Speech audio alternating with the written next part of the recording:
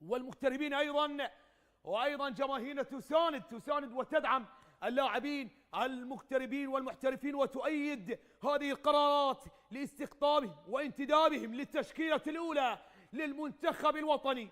ضربة ركنية في هذه اللحظات، أمير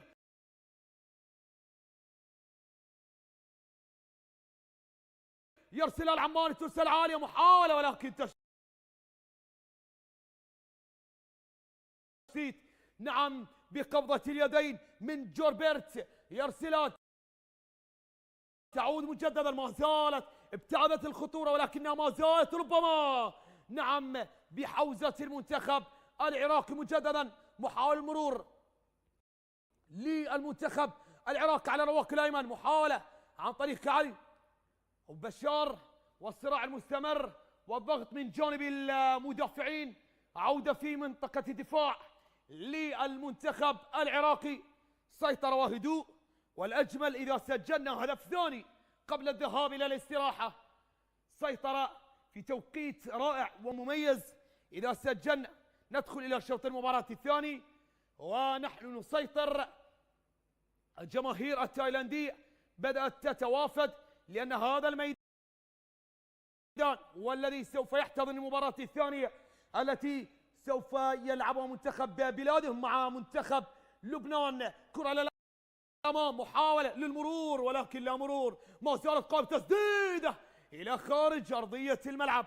مرت الكرة عن طريق اللاعب أسامة رشيد لاعب نادي فيزيلا البرتغالي في مباراة ال25 رفقة المنتخب الوطني، تحصل على ضربة ركنية في هذه اللحظات، ربما نعم لامست أو ماذا، وفي النهاية تسديدة أسامة رشيد نعم في هذه اللحظات ذهبت إلى ضربة ركنية للمنتخب العراقي هنا في ملعب شانغ ماي، هذا الملعب وفي هذه المدينة نعم التي يتواجد بها أكبر عدد من الوديان والسهول، جبلية تقريبا، ترسل عالية بالراس، تتخلص من جانب دفاعات المنتخب الهندي جانبية أمير العماري، والخطورة الكبيرة التي يفرضها هذا اللاعب بحكم الخبرة التي اكتسبها هنالك في السويد في الدوري السويدي. وطبعا رحب بالدعوة لتمثيل المنتخب العراقي الوطني. تمريرة الأمام، محاولة للاستقبال، عالية الكرة بالراس والتدخل عن طريق اللاعب سانديش إلى خارج أرضية الملعب. هل هناك خطأ على لاعب أسامة رشيد للمدافع سانديش؟ القرار لدى الحكم الذي يكون من هناك ضربة ركنية لمصلحة المنتخب العراقي. كثرت الضربات الركنية مع خطورة المنتخب ومع أيضا كثرة وصول السود الرافدين إلى مرمى المنافس. إن شاء الله نعم ننهي الفصل الأول بهدفين نعم بتقدم في هذه اللحظات. ضربة ركنية عن طريق بشار، أرسلها بيمناه، محاولة رأسية، ما زالت قائمة المطالبة من هناك بركلة جزاء ولكن يبعدها مؤقتا الدفاع الهندي. ما زالت بحوزة الأسود على اليسار، يحاول تحضير، ما زال قائم، تمريرة عالية، محاولة ولكنها ما زالت قائمة لا خارج أرضية الملعب. كرة اللاعب علي الحمادي ترسل إلى خارج أرضية الملعب. علي الحمادي الذي يحتك كثيرا هناك في انجلترا مع أندية ترانمير روفرز، سوانز سيتي، ويكام واندرز وبروملي، والآن يستقر مع ويمبلدون الإنجليزي خامس الدوري في دوري الدرجة الثالثة. خاض معهم 25 مباراة، سجل من خلاله طبعا 10 أهداف، دقيقتين من هناك كوقت محتسب بدلا للضاع. مشاهدينا متابعينا انقضى الوقت الأصلي من عمر اللقاء، من عمر شوط المباراة الأول، والتعادل ما زال مغيما على أحداث هذه المواجهة التي تجمع ما بين المنتخب العراقي ونظير الهندي بمباراة السابعة تاريخيا، بمواجهة سابعة تاريخيا.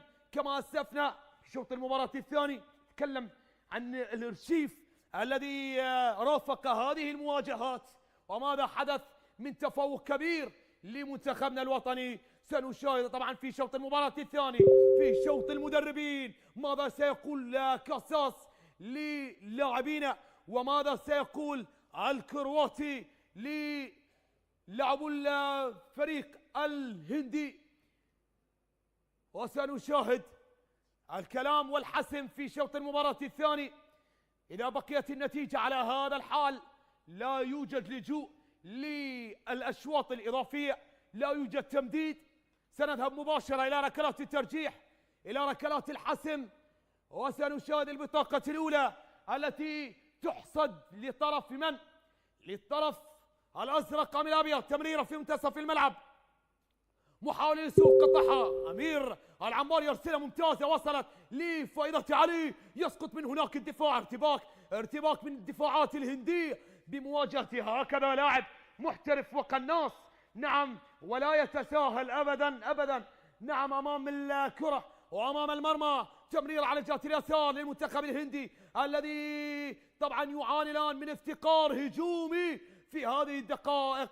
نعم، لم نشاهد أي اخطار للمرمى، فقط كرة الهدف هاجم على إثرها المنتخب الهندي وانتهى كل شيء. وبالتالي ما زال المنتخب العراقي هو المهيمن، هو المسيطر بغض النظر عن النتيجة، سيطر على مستوى الاستحواذ.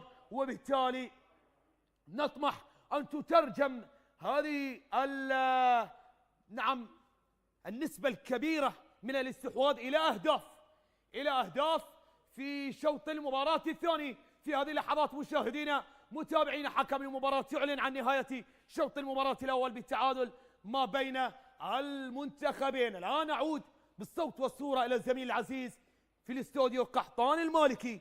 تفضل زميل القحطان، لك الكلمة.